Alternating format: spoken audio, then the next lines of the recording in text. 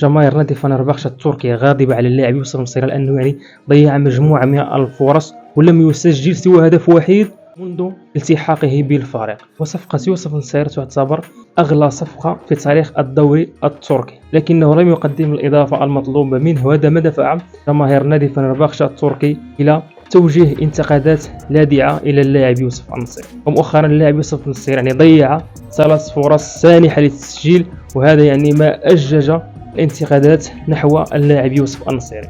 شنو كيوقع مع اللاعب يوسف النصيري؟ فمن بعد ما كان رسمي مع الفريق اشبيليا في الدوري الاسباني، فمن بعد ما كان كينافس على هداف الدوري الاسباني وكان هداف للنادي اشبيليا، انتقل في هذا الموسم الى نادي فنربخشة التركي. اللاعب يوسف النصيري لم يستطع الانسجام مع الفريق التركي، وفي الآونة الأخيرة الجماهير التركي، جماهير نادي فنربخشة التركي غاضبة، جماهير نادي فنربخشة التركي غاضبة على اللاعب يوسف النصيري لأنه صراحة لم يسجل منذ قدومه إلى الفريق إلا هدف واحد ووحيد مع الفريق، وهذا ما دفع جماهير نادي فنربخشة التركي إلى الغضب وتوجيه الانتقادات اللاذعة للاعب المغربي يوسف النصيري.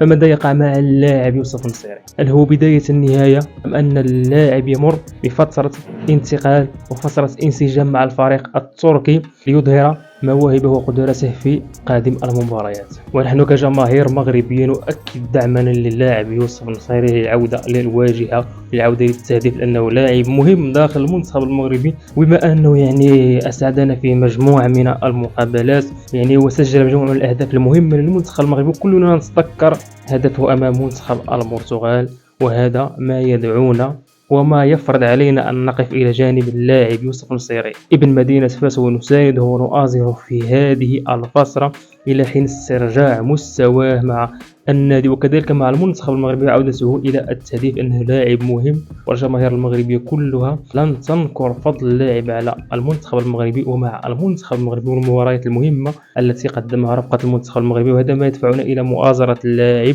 ودعمه معنويا من أجل الرجوع إلى مستوياته السابقة والعودة إلى التهديف. فكل التوفيق للاعب يوسف النصيري مع فريقه فنربخشة التركي وكذلك مع المنتخب المغربي.